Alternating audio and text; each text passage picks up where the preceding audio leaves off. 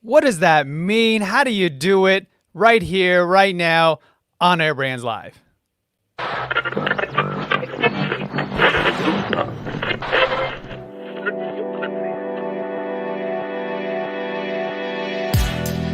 are now tuned in to the On Air Brands podcast.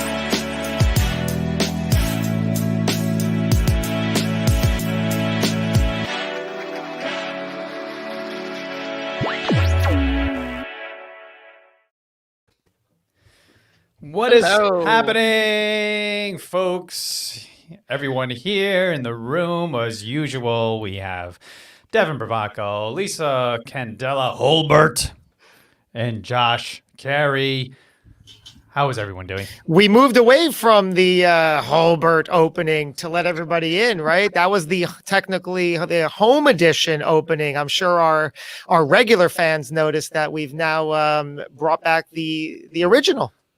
Yeah, I mean, here we are. It's that was fun while it lasted, but we're moving on, constantly evolving, constantly creating. So yeah, I think at some point in the back of our minds, we know we're going to create an updated version of it. But yeah, short and sweet, maybe not so long, but that was a lot of fun when we put that together. So yeah, we're gonna have a lot of fun on today's show because, aside from the usual cast of characters here that have a ton to share with you, we also have somebody really cool come in. His name is Pablo Gonzalez, and he's a really good friend and partner of ours, and he's a content creation machine. Is that right? Absolutely, I don't doubt it. absolutely. So I can't wait to introduce him to the stage. It's gonna be so much fun. I'm just sharing here right now, so you could banter a little bit, Josh, while I share. Oh, well, as you know, the team is getting ready for, I guess, in about 48 hours, a few hours less than 48 hours, actually 46 hours, if we're being technical. We will be live on the air for the PodMax 8 event, right? Devin, how's it going from your point of view? We're hitting the home stretch.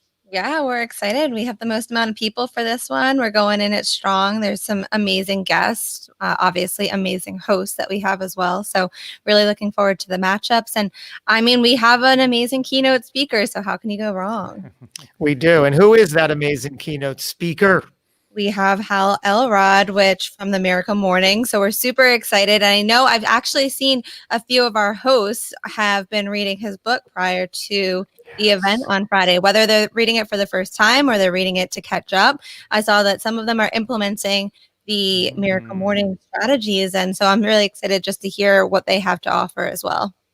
And I know that it's this is certainly a topic for another episode, but just to plant the seed, the way that we secured Hal is no accident. It was done through Eric Cabral's relationship and connection that got us directly to him and made all this work, which I'm learning more and more the more we grow a business. That truly is everything, isn't it? Who you know, who knows you, the connections and relationships you build. I mean, take James Orsini.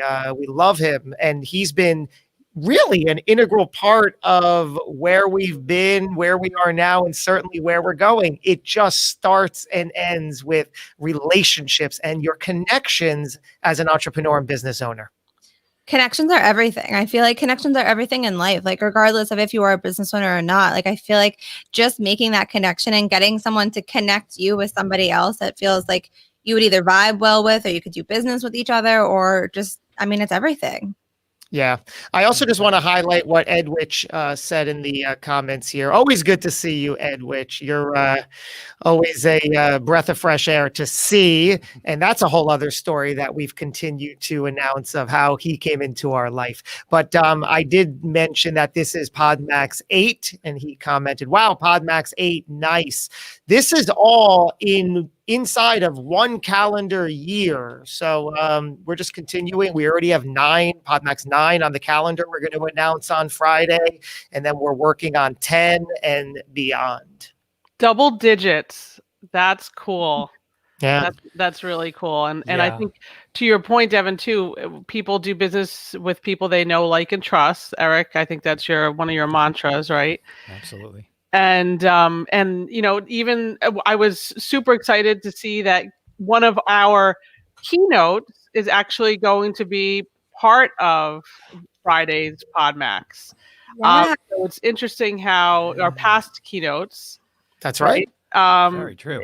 It's very cool how everything kind of comes full circle. And, you're on one part of the experience. We've had podcasters, right, that have become guests, or guests that have become podcasters. Now keynotes are becoming guests. And, it really becomes a full circle experience. There's so many different facets.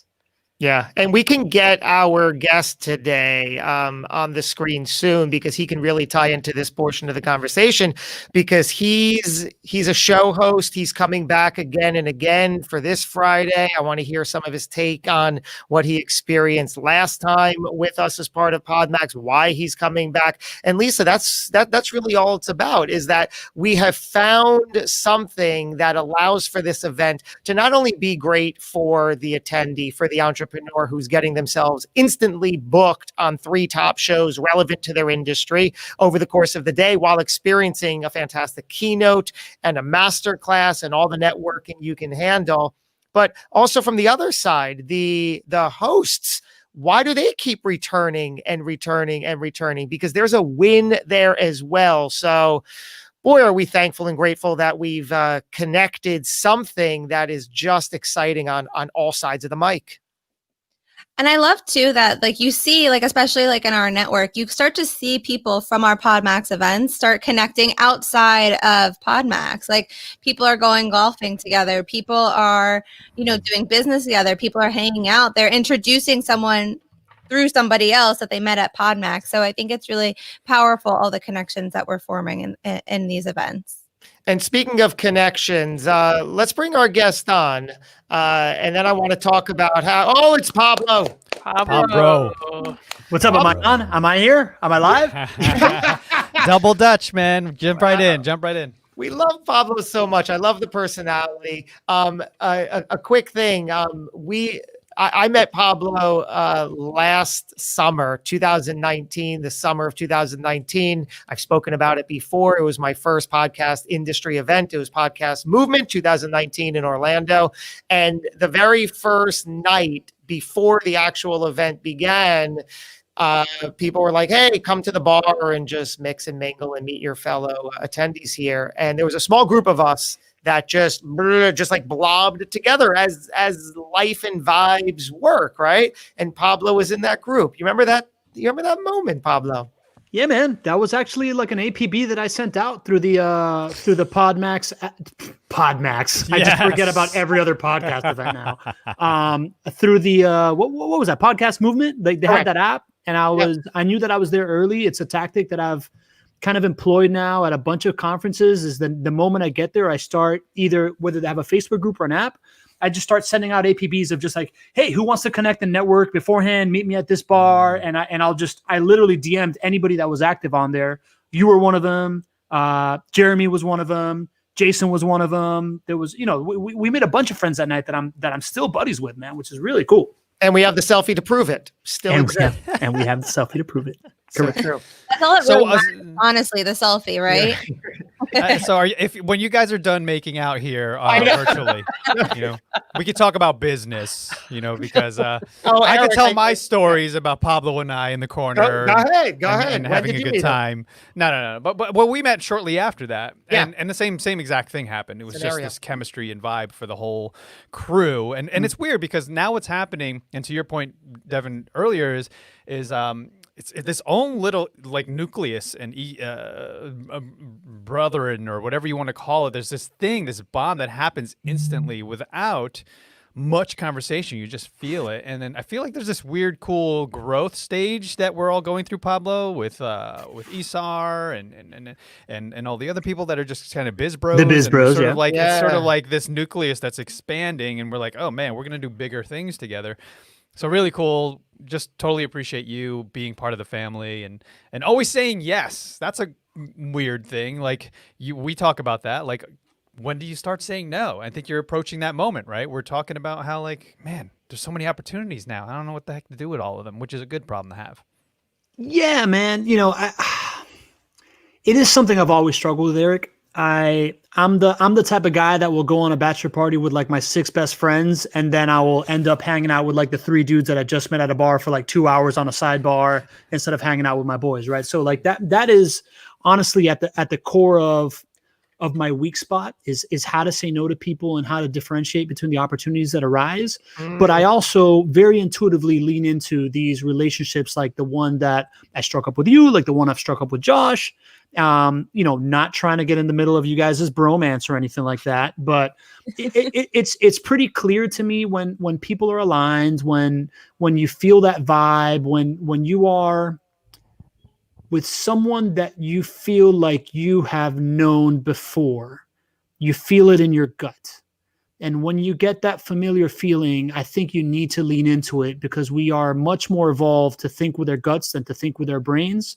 So if your body's telling you it's right, go for it and see where it goes. And yes, I now struggle with who I say no to, but I know I'll never say no to anything coming from you guys, right? Like I mean, what am I? I'm about to get on the 3rd Podmax. I remember the first Podmax, I was like, man, should I do this? It doesn't really fit with the format of my podcast. And you're like, you know what? Just host my podcast. I was like, okay. then the second one, I was like, bro, I can't say no to it because the experience was so good. And I just figured out a way to reverse engineer it into the format of my podcast. Wow. And now for this 3rd one, dude, I've never been busier. I'm slammed. I'm trying to launch this new partnership with Isar, but I'm taking the whole day off to be with you guys, because it's clear when people lead with value, when people are open to collaborate, I always want to explore that avenue, especially with bright guys that are clearly heart-centered and value-focused and, quite frankly, funny, right? Like, I know that I'm going to be giggling for the next 9 hours once I hop on with you guys. So it's funny you mentioned that, because Jake can attest to this. When you guys first came to Podmax, that specific event, I think it was Podmax 6 or maybe it was 5, where the chemistry in the chat was something we had never had before. And it was really a testament to you and Isar and the Biz Bros and all these people that were in the chat. And Larry. And it was so much fun. And Larry and everybody was like, you could just tell that was a different vibe for that specific event because of you. So thank you for that. And we're going to bring it again.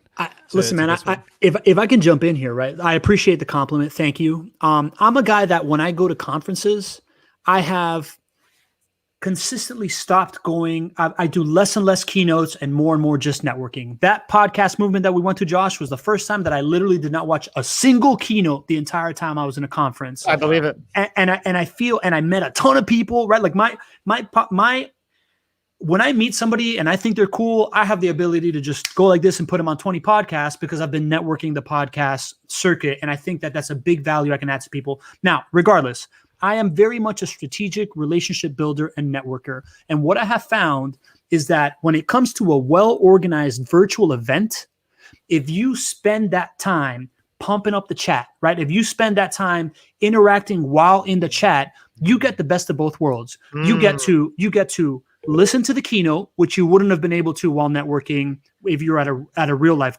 like an in-person conference. You get to build relationships with the other people while you're there networking, while listening to the keynote. And you get to build relationships with the keynote speaker, because the keynote speaker is noticing who's pumping up the chat, and he's noticing, or she's noticing, who is providing the most value and who's getting them going. It's similar to like being the guy in the front row going like, yeah, woo, woo, woo, woo, like the hype man. But yeah, you get to be the hype man for the speaker. You get to be the relationship builder in the thing, and you get the value of absorbing the keynote content. So I'm kind of addicted to really, really well put together virtual events like Podmax, because I think as we, transition to the post-COVID world, right?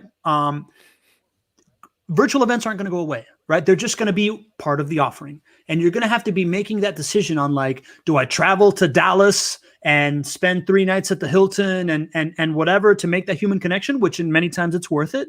Or do I spend 2 days at home where I get to network with people online? And if I can adapt my strategy to get the most out of that, man, you get to attend many more events and build your network much more and get that knowledge and get those experiences, because you don't lose that time traveling and because you can do it all at once. So like I just find great value in a really, really well moderated virtual event. a la Podmax and what you guys have created. When you're doing this thing and blowing up the chat, and it's also brilliantly said, and like when you say it, it makes so much sense. Like the reason you're attending the virtual and blowing up the chats because people are noticing. What is the means to that end, though? So what's the outcome for you in doing that? Exactly. So all right. So I love Podmax. Everybody should go to Podmax. Go to all Podmaxes. The last event that I went to, right? Like let's just give an example. Was the Justin Schenk, right? The host of the Growth Now Movement podcast. It's a Entrepreneur Magazine top 5 podcast. He had a litany of great speakers, including Anthony Trucks, including a bunch of big names. I was able to in that event. Because, by the way I approach it isn't just like, hey, look at me, go to Connect with Pablo, follow me on Instagram. Right. It is taking the things that they're saying that I find valuable, and then either being like, wow, this part was good, or wow, when he said this, I think about this time in my life where I did that, or I connect with, right? So it's the value of recontextualization, which is, I think, at the end of the day, the value of networking and being able to introduce people to each other is that you can recontextualize the value of what you see in someone and how it fits to somebody else, right? So if you are taking the time doing that in the chat, the outcome of my last virtual event was a meeting with Anthony. I had 2 meetings with 2 of the biggest keynote speakers there. They wanted to meet with me. And now one of them introduced me to 3, like top 50 podcast hosts that they've been on recently. And he's like opening up a bunch of doors with me. I'm meeting with Anthony Trucks, his content guy, today, because I have this idea for like a new content strategy for him that I just want to put a feather in his hat if possible. I made 3 other friends, like people that I have since followed up with since that virtual event. And this weekend I had dinner with Justin Schenk because I was in Pennsylvania. So he was like, dude, you added so much value to my event, blah, blah, blah, blah, blah. I've been chatting with him for a while, but I had never met him in public.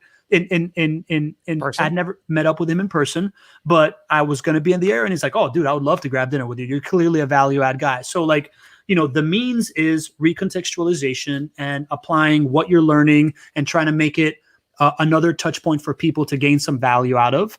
And the ends is new relationships with people that if Anthony Trucks would have been on stage at a 100 person conference or a 500 person conference or a 3,000 person conference, there's only so much clapping I could have done without interrupting him. And who knows if he actually wanted to hop on a call with me afterwards. But because he was in that modus, in that framework, he was able to really digest what I was doing in there and be like, oh, this is a dude I want to connect with. So I just think it's a huge opportunity for anybody that takes a hold of it.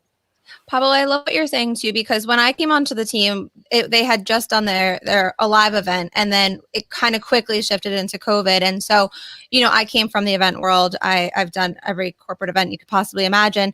And so I was like, we got this. Like, I could do virtual events. Like, I've done them a million times. And so when we did our first Podmax event that was virtual, like, I remember walking away and like on my end, being in events, like I'm usually with my phone in a back corner, not socializing with anybody. And I remember like Eric being like, go talk to someone. I'm like, I have like things to do, like to make sure that the event runs well. And then I remember coming off of the first virtual event being like, this is amazing. Like, one, I think between Josh and Eric, they have like great personalities that really interact people. And you end up walking away from the event knowing more about all the people in the room than you would have met if you were in like a live event, because you kind of like go towards like the people that and like, so say there's 50 people in the room, you'll find like the 2 people that you're like buddies with, you hang out with them the whole time, you socialize with them, and then you walk away being like, shoot, I didn't meet 75% of the people that were here. And so by being in the virtual room, you're able to know all these different people. And then to your point, and you're obviously really good at it, you can kind of then take who like and connect different dots and connect different people through it, and then form relationships to follow up with after, which I think is amazing. And I think, the virtual events really do a great job at that and really connecting the people. And obviously, a big testament to Eric and Josh by being able to make those connections and make people kind of talk and come out of their shells enough that you can then form those relationships.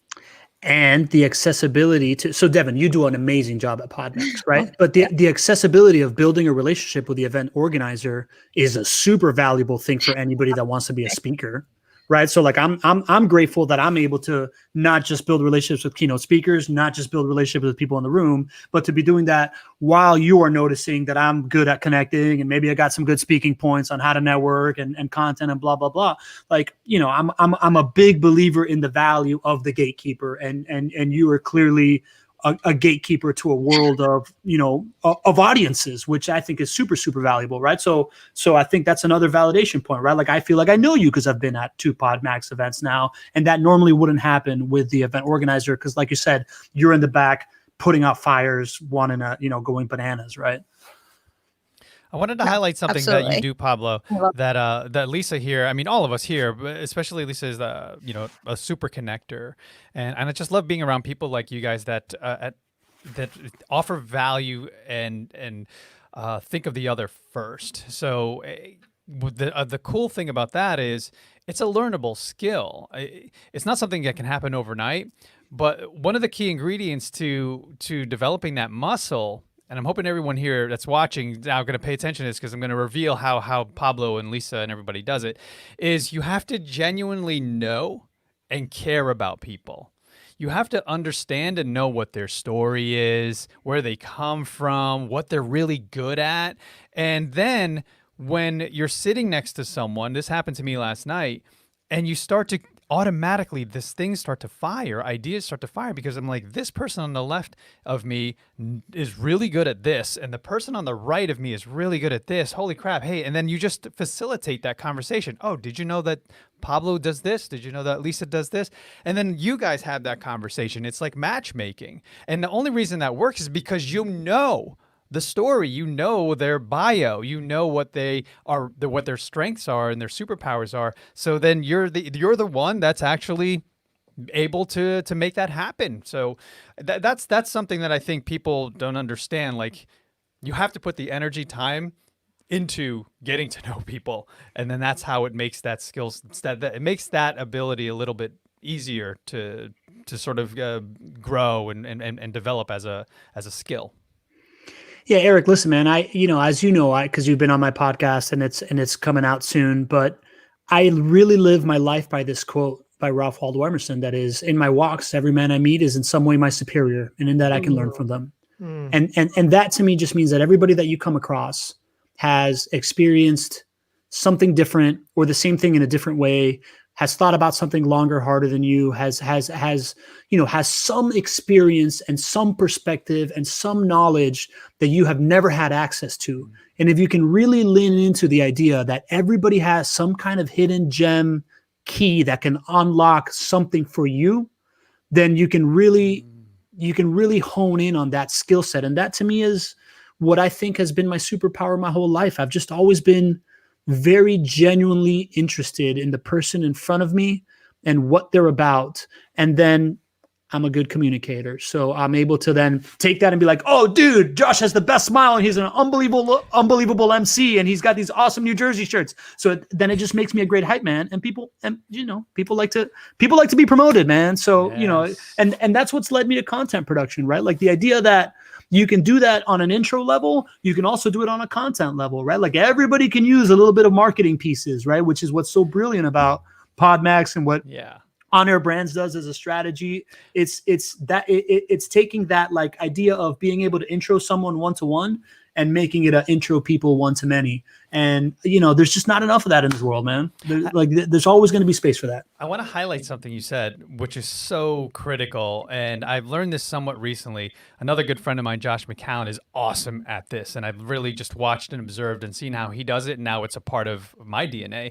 So what you said, being someone's hype man and being able to promote someone, whether it's, during an event or in a chat or at a networking, meetup, because what's cool about that is as you start to promote and hype up someone that's like, oh my God, you got to meet Josh because he's got this wonderful smile. He's just so engaging and he knows how to facilitate conversations and networking.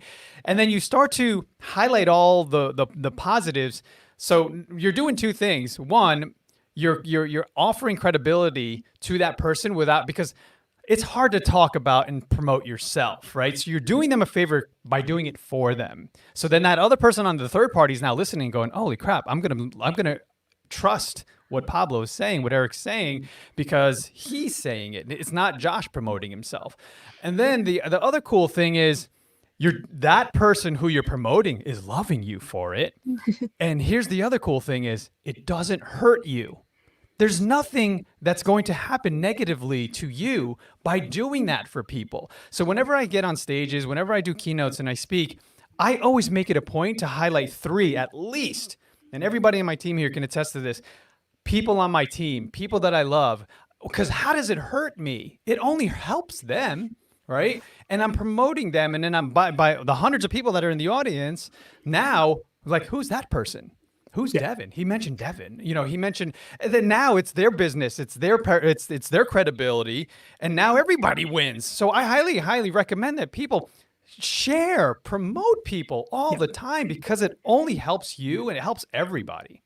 Yeah, I would add a third prong to that, Eric. I think it's you said it perfectly, right? Like if you're able to highlight the good in somebody else, that is to the benefit of the audience. They're like, oh, okay, now I'm keyed into like what I need to listen. As you're highlighting the good in that person, they're like, dude, I really like this person because they're making me look good. Like they're promoting me. And third, and the great value in this that can be selfish if you think about it, is that there's nothing more powerful than guilty by association.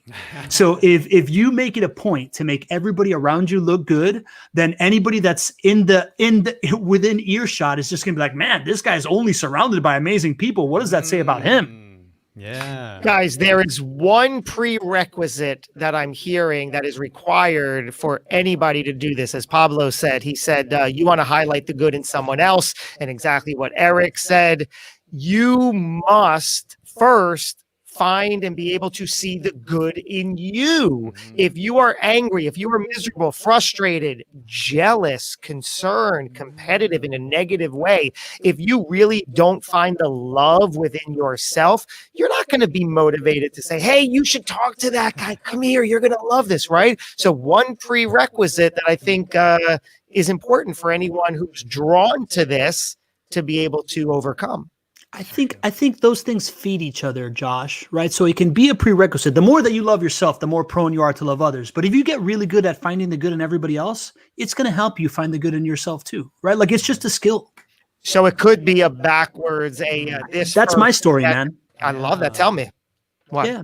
Listen, man, like my story is I've been this connector guy forever, right? Like I'm the most American person in my family.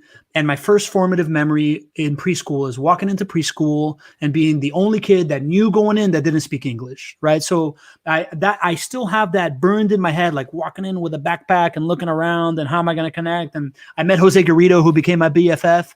But then a year later, I learned English and we moved to Spain and I enrolled in a British school where I didn't understand the British English or the Spanish dialect. So again, it happened, right? And then from there on out, I've just always been obsessed with connecting with people. And as a young kid, it led to this like kind of like you, Josh, right? Like an outsized personality. I'm into, I'm prone to performing arts, whatever.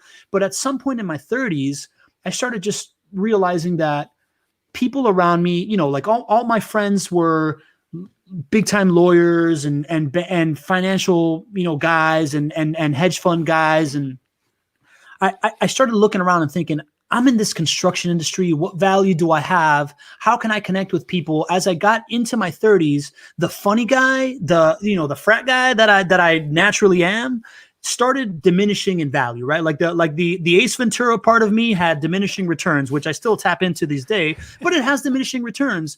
And getting involved in nonprofits and networking through the world of nonprofits, what I started to realize was that if I can figure out a way to serve others, then I become a really, really valuable guy. So at my point where my confidence of what my abilities and what my top end potential was going to be were really lacking, as soon as I started focusing on other people and finding it in other people, that then turned that focus back on me and thought to myself, you know what, man, if this is what I'm good at, why don't I attribute that value? I always thought that I kept falling upwards, right? Because I was ashamed of my lack of work ethic and my lack of follow through in a career that I really wasn't passionate about. But the moment I started giving credit to myself as like, no, the reason why I'm falling up, quote unquote, is because I'm really good at making the people around me feel valued and feel like they have something to give. And I'm promoting them constantly and creating these connections. So why don't I lean into this piece? And as soon as I gave that piece value, my life completely changed, man. And it is the man I am today. I love that so much. And it's so true in so many different ways. And I can't help but like relate it to like, event planning in general. When I was in corporate events, there was like, it's so individualized. Like you think that like event planners all would work together to plan the perfect event, but it's not like that at all. The industry is very like, I'm going to plan the perfect event. I'm going to plan the most amazing event, get the most amazing people here. And I'm not going to tell you any of my contacts. And you would get to it and you're like, okay, why? Like, I just need this to run fast. Like Amazon now became my best friend because I'm like, you know what? I need something within 2 hours and I need it now. Like, so it was more so just like about building your own contacts, but then nobody shared with each other. You had like a team that was great. And like you relied on your team, like completely in so many different ways. And then, that's where I was like feeling the emptiness. I was feeling that void. Like I did events because I wanted to connect with people. I wanted to be with people. I wanted to help people. I wanted to plan a great event to help people connect. And you got to that point that I was like, this is not working. Like, I don't like going to these events anymore. I don't want to be there.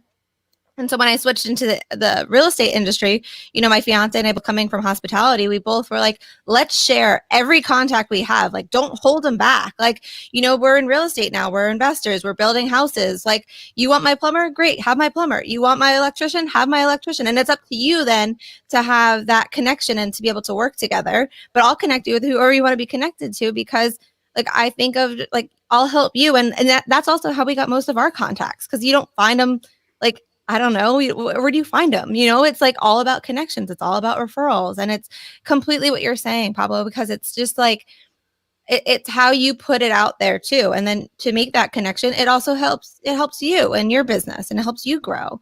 And so I completely understand what you're saying, because that void of event planning and corporate, completely different than real estate. I get it. I think it's amazing though. We just kind of, to me, we just uncovered something really valuable when we're in this virtual world. But Pablo, you just gave everyone this tool that, hey, don't hesitate to join in on an event, a virtual event, because there really is something that you can make of it, not just sitting at home listening to the speakers, but really you can become part of it and you can gain something from it. And I think that's an insight that not everyone has. We get bombarded on social media with come to this event, come to that event. But if you get a sense of who's going to be there, you do have the ability to connect with them. And I think that's super valuable. Thank you. I mean, I tactically did that because I wanted to add value immediately so that people want to be my friend. But I don't think people... But people, you took what you took the piece of going to, getting there early, going to the bar, hanging out.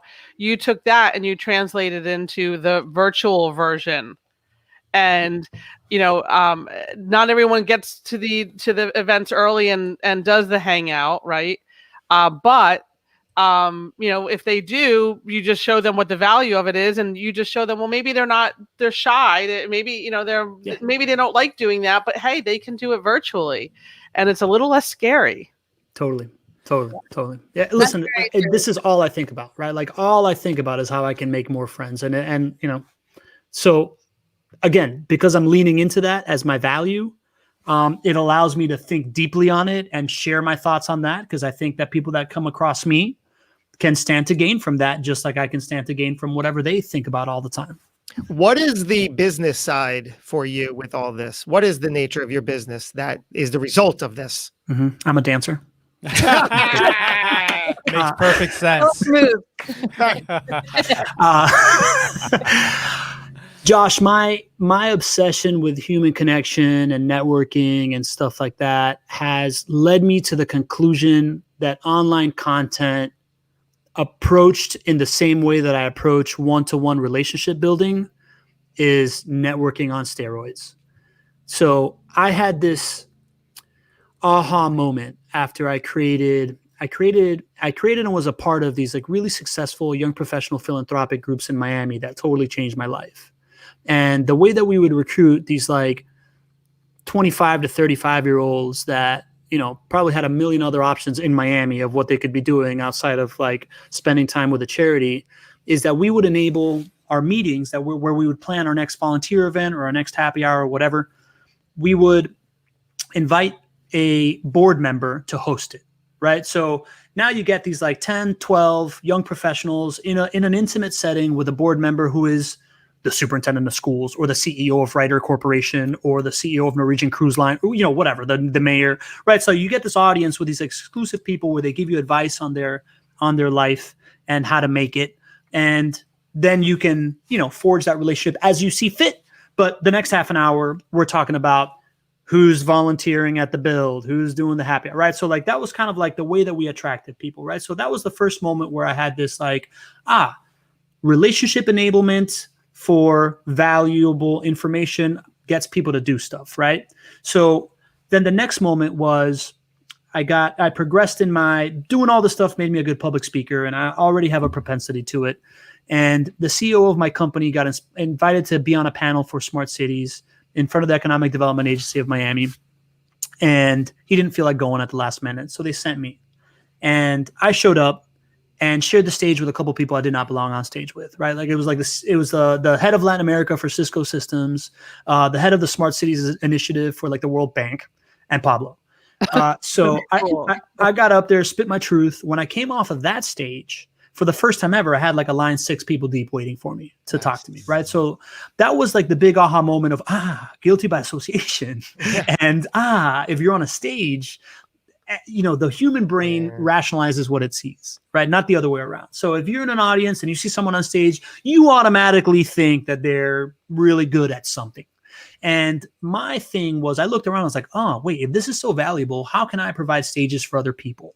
And I looked around and I'm like, I have these young professional groups. So the next thing I did was I reached out to a developer that had this like complicated project that was getting a bunch of blowback.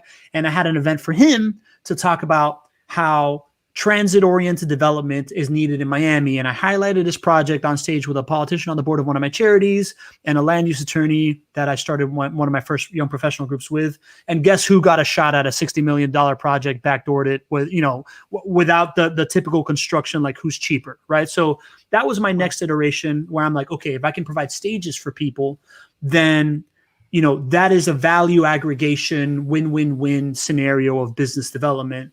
And as I got more and more into the digital side of things, I started realizing that stages are everywhere. A podcast is a stage, a Facebook Live is a stage, an email list is a stage, a blog, your book, however you treat that.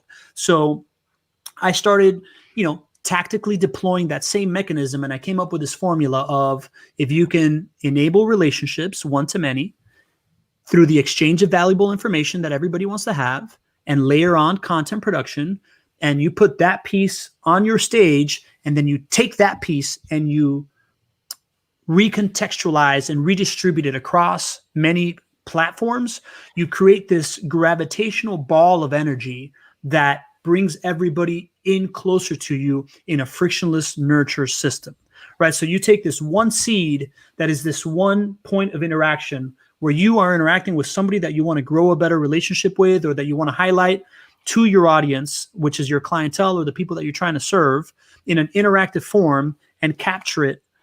Similar to what you guys are doing in PodMax, but then you take it a step further and you create, out of that 1 hour conversation, you create a YouTube video, you create a 10-minute best part of YouTube video golden nugget. You create a podcast episode. You create 10 different Instagram and Facebook and LinkedIn clips that are highlighting the pieces that they're saying. You create 5 quote cards about the best things that they said. You create an email that you now send out to your email list. Hey, this is the conversation I had. This is what I learned. Check it out here, here, here, or here, wherever you want. Mm-hmm. That starts becoming this frictionless nurture system that brings people closer to you. And then once you're doing that, once you've created this gravitational ball of energy, now you just work on the container around it, right? So now you're working on like web design and branding and funnel flow and follow up and stuff like that. But that's what I provide for people. It's a content marketing community design agency. I think that community creation is the future of business development.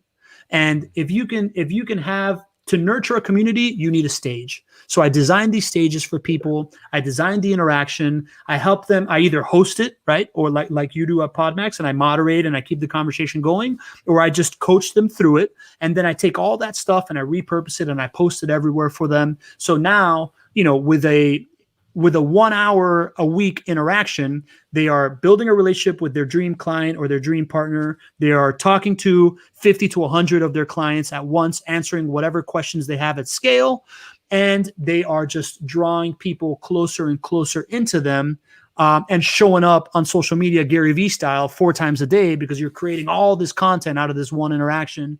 And it works. So that's my product. Wonderful. Dude. So you just called it a content community design agency? Content creation, community design. Content marketing, wow. community design. Yeah. Wow. And then you also mentioned A lot in community You said something else there that I was like, that's a golden nugget. And then it just flew away out of my head.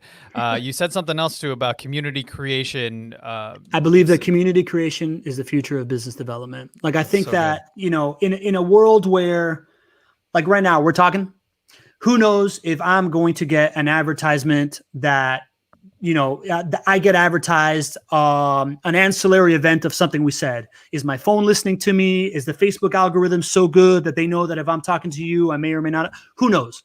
But all we know is that that's only getting better, right? Like we can all envision a future where we're wearing the next iteration of Google Glass.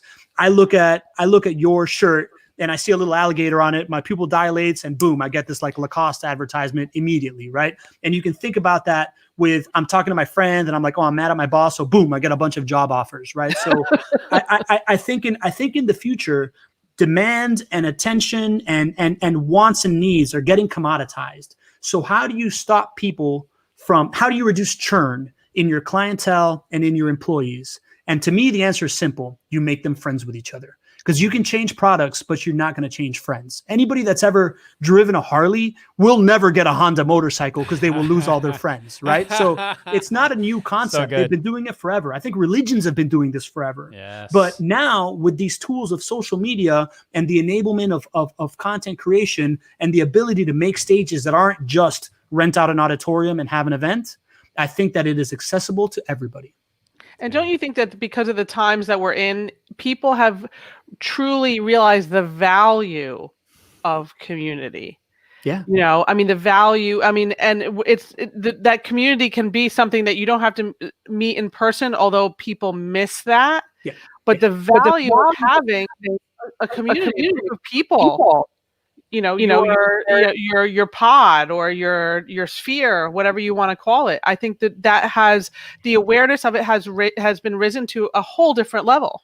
Yeah, 100%, Lisa. Like I feel very fortunate that I've been trying to answer the question of how do you create relationships at scale online for the last 3 years.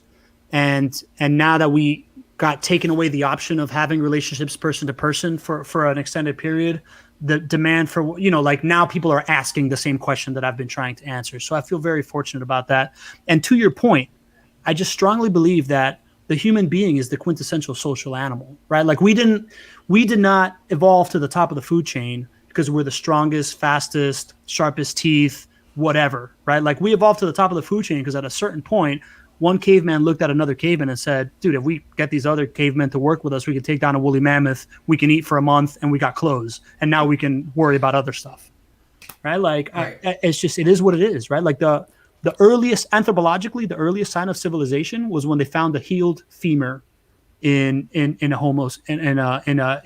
some kind of whatever ape descendant we come from, right? Because that meant, like in the wild, animals don't heal when they break their femur, right? They die because they can't hunt or whatever. So like showing a healed femur showed that we were able to cooperate enough for somebody to survive without being able to hunt and feed themselves and take care of themselves one-on-one.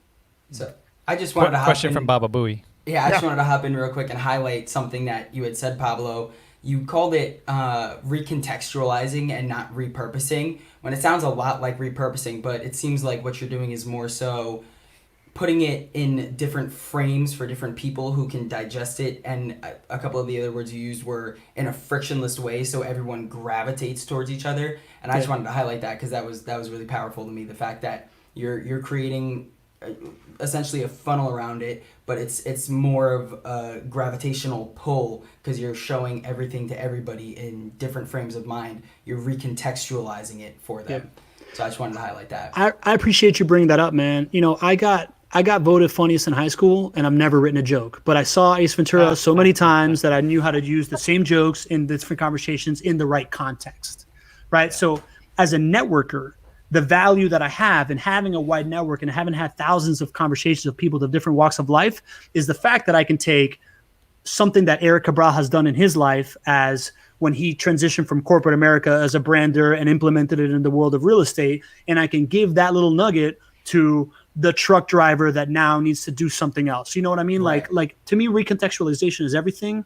And on a more tactical level, yes, each different medium, each different social media channel has a different feel, right? Like people talk about it a lot. Like when you're in LinkedIn, you're like in the office break room. When you're in Facebook, you're at your family brunch. When you're on Instagram, you're at happy hour, right? So like people are thinking slightly different.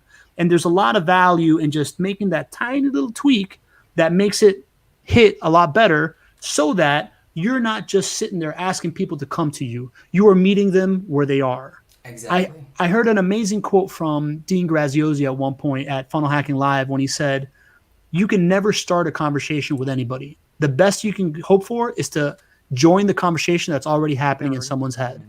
Right. So like if you got to think about communication that way, man, like everybody, you know, you got to get on the same speed before you're able to persuade or influence or add value to anybody. They have to be ready to receive it. And the more work that you can do to contextualize it correctly, the better it's going to land. And the less people have to work to understand it, the more they're going to like you. That's awesome. All right. I'm out. Baba Booey.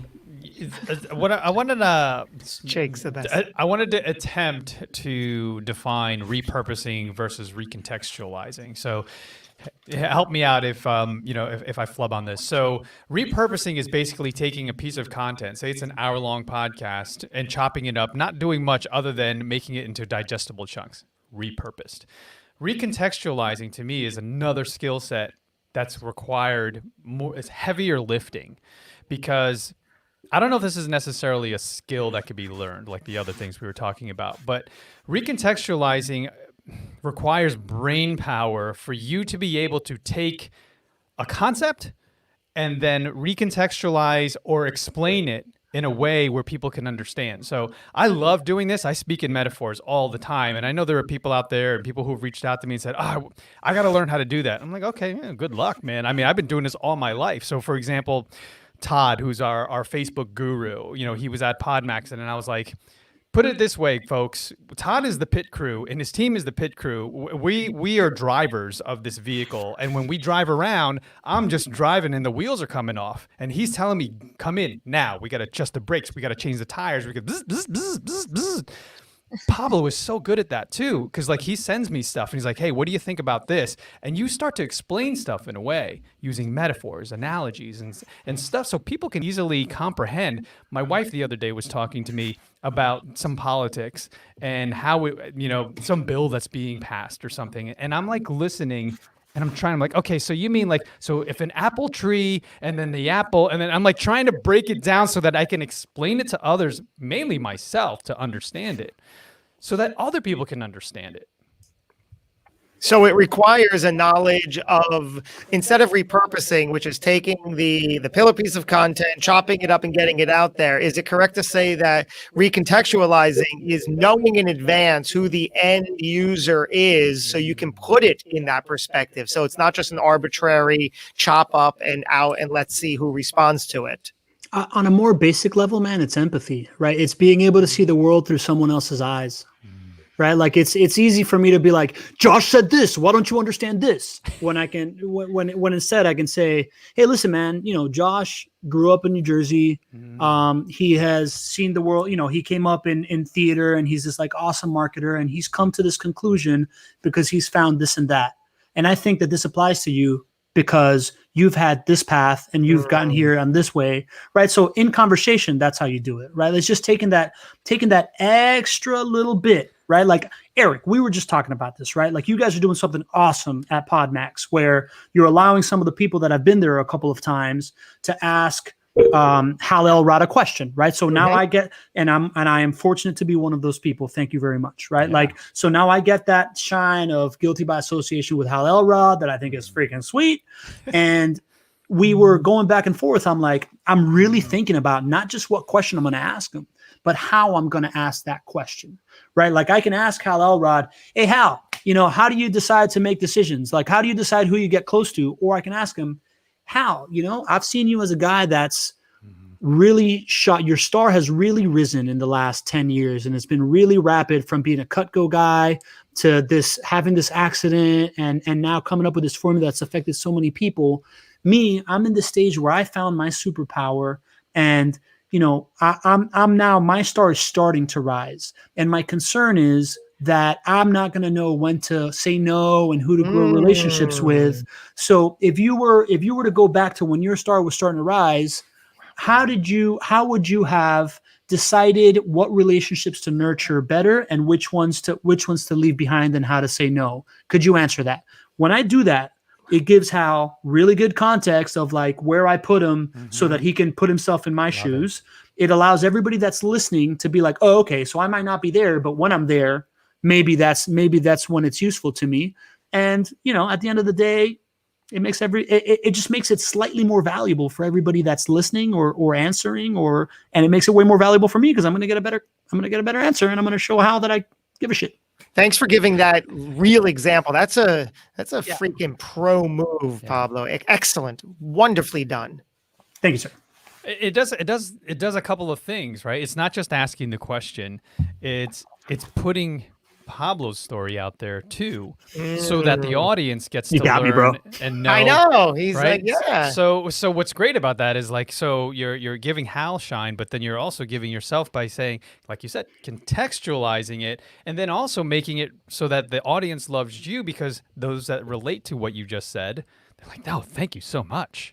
I want to know that. But if you just ask the question, yeah, there may not have been some context there. So yeah, it's gonna be. I'm looking forward to it, man. If I may, I just put two and two together for what I inadvertently do this with the Hidden Entrepreneur Show, my show. One of the questions I ask towards the end of the show is basically the question is, guest, tell us about a time where you found yourself overcome by fear and what you did to power through it, right? But I preface it by saying my brand, The Hidden Entrepreneur, was founded on the concept that I spent a lifetime hiding behind fear. I let that overcome. I use that as an excuse for everything I did. So is that the same thing that I'm contextualizing it in prior to asking the question about how did fear overcome your life?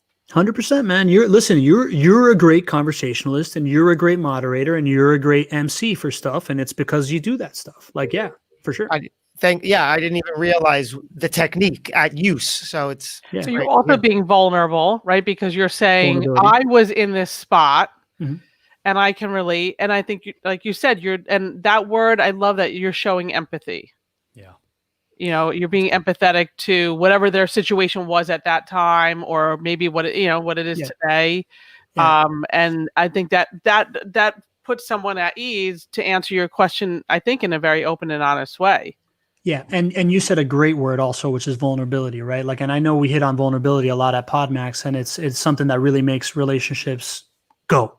I very much believe of the two biggest things that bond people the quickest is what we've been talking about, add value to someone's life, right? Like if you recommend me to somebody to go speak on a stage, I'm going to be like, dude, Lisa's my dog forever, right? Like if you add value to my life, I'm in. And also, Lisa, if you're like, listen, I also had a sibling that passed away to cancer, I'm going to be like, oh man, so did I. And I'm going to bond with you too, right? So like sharing a vulnerability with somebody, automatically bonds you, right? Like that is the reason why veterans all bond together. It's the reason why people of the same generation kind of bond together because they kind of live through the same stuff. Anytime that you can make yourself vulnerable and put it out there, it allows anybody that's been through that experience to think, oh, this might apply to me too, right? Like, and it just shows. Yeah, you remind me of a story or analogy that I heard where, people inherently want to be part of a tribe, right? They need to be a part of a community. It's ingrained in us to survive. But what's funny is like living in a city, like let's just say New York City, in when it was real New York City and it was crowded, it had 8, 9 million people in it. Well, you probably most likely are not talking to that person next to you in the subway or someone on the sidewalk, right? You got your blinders on, you got your earbuds on, you're listening to, the On Air Brands podcast. And then but what's crazy is, so say you take a trip to Maine and there's a group there's a restaurant or whatever, or a meeting, and then there's someone that says, yeah, I'm from New Jersey. And you'll go, oh, hey, I'm from New York. Or you're from, you're originally from New York. I'm from New York, right? Now all of a sudden you're interested in someone. Take it another step where now you're in another country, right? And you're you meet American. someone, and I'm from Texas. Oh, dude, I'm from New Jersey. Like now it's like you want to find people that you can relate to and talk to, and that's just in us, and we do that naturally. In any situation, even in New York City, even though it's weird, when I lived in New York City and someone would come up to me, I would try my best to try to buck the system and what people believed of New York to be in movies and help people. Like I see someone looking at a map.